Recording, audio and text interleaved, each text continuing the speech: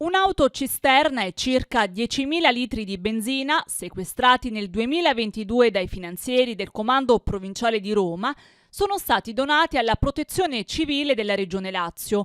Le indagini delle Fiamme Gialle della Compagnia di Nettuno avevano permesso di smascherare un traffico di prodotti energetici di contrabbando da parte di un'organizzazione con base a Nettuno e spettro di azione sul litorale meridionale del Lazio.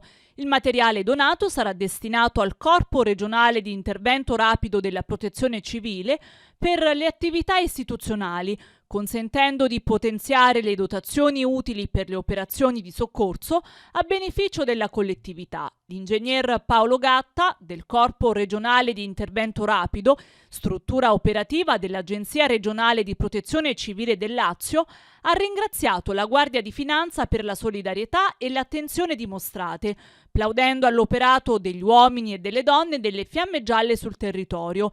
L'iniziativa è stata resa possibile grazie alla piena sinergia con la Guardia di Finanza, la Protezione Civile, la Procura della Repubblica e il Tribunale di Velletri.